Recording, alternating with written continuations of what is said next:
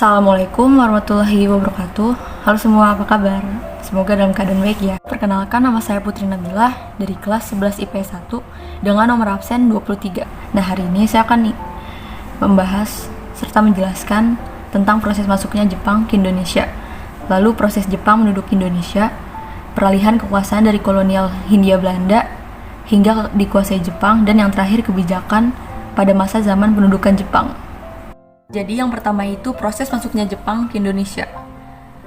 Nah, ini sejarah singkatnya ya. Bangsa Indonesia sejak dulu dikenal sebagai negara yang kaya akan sumber daya alam. Nah, saking kayanya, negeri kita tercinta ini sering banget jadi incaran bangsa-bangsa lain.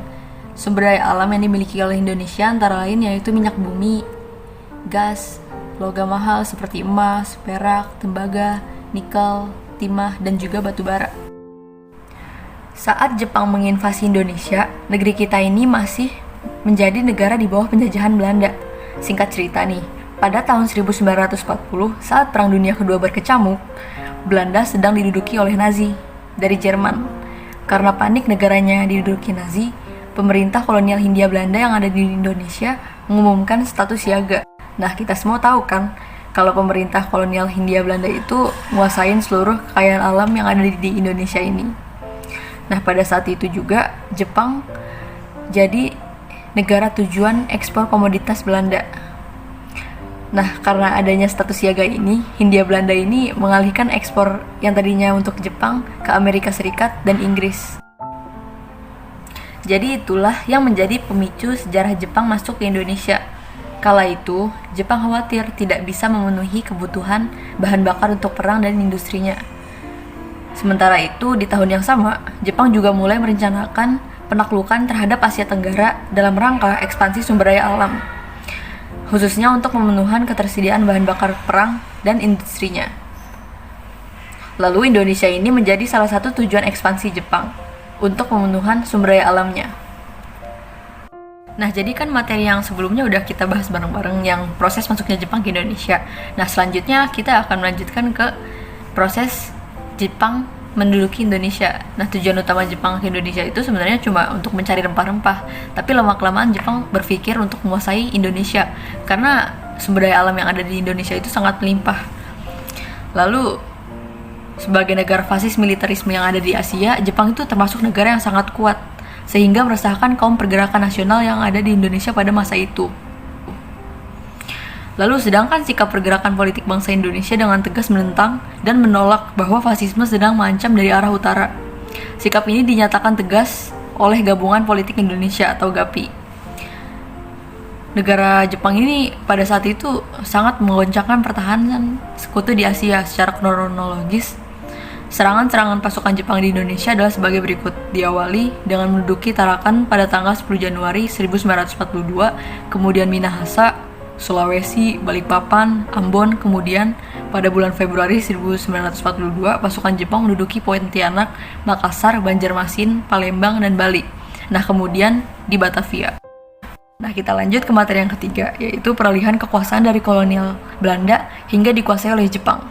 Jadi pada tanggal 7 Desember tahun 1941 terjadi peristiwa yang besar. Pada saat itu, Jepang menyerbu pangkalan Angkatan Laut di Pearl Harbor, Hawaii. Nah, aksi Jepang ini merupakan sebuah gerakan invasi atau aksi militer yang kemudian dengan cepat merambah ke kawasan Asia Tenggara. Sehingga di Januari sampai Februari tahun 1942, Jepang menduduki Filipina, Pontianak, Balikpapan, Palembang, Tarakan atau Kalimantan Timur, dan Samarinda. Yang mana waktu itu juga bangsa Belanda masih ada di kawasan itu. Ya, kawasan wilayah Indonesia.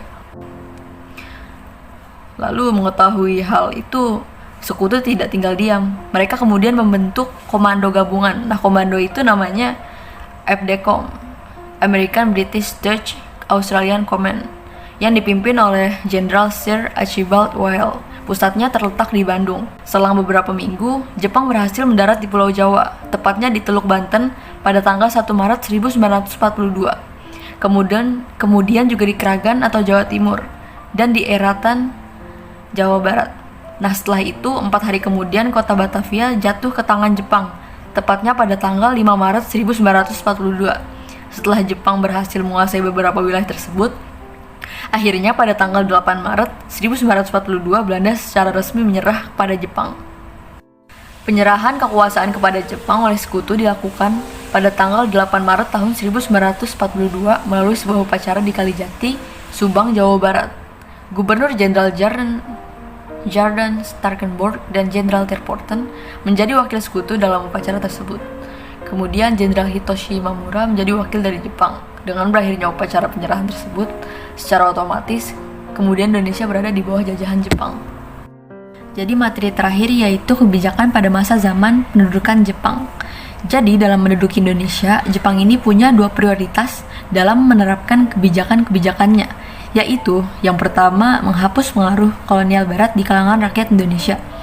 Lalu yang kedua, memobilisasi rakyat Indonesia untuk membantu Jepang memenangkan Perang Asia Timur Raya. Untuk menarik simpati rakyat Indonesia, Jepang ini gambarin dirinya sendiri sebagai saudara tua yang ngebebasin Indonesia dan wilayah kolonial lainnya dari cengkeraman kekuatan kolonial barat. Nah, oleh karena itu, Jepang nyebarluasin propaganda gerakan 3A serta Pusat Tenaga Rakyat atau Putra. Nah, selain itu, Jepang juga ngerombak sistem pemerintahan mulai dari tingkat pusat sampai ke tingkat lokal. Ngebuka kesempatan pendidikan untuk semua kalangan, nggak hanya bagi golongan priai. Serta mewajibkan pengibaran bendera Jepang, terus ngegunain sistem kalender Jepang, terus nyanyi Kimigayo dalam hari-hari besar dan merayakan hari ulang tahun Kaisar Hirohito. Dalam memobilisasi tenaga bangsa Indonesia, Jepang ini ngelakuin beberapa upaya, mulai dari yang bermanfaat bagi Indonesia sampai yang brutal. Untuk membantu menutupi kekurangan personil tentara Jepang, Jepang mendirikan organisasi-organisasi seperti Seinendan, Keibodan, Heiho, dan yang paling buruk yaitu Romusha, yang tidak lebih dari pekerja paksa. Sekian dari saya, kurang lebihnya mohon maaf. Terima kasih. Wassalamualaikum warahmatullahi wabarakatuh.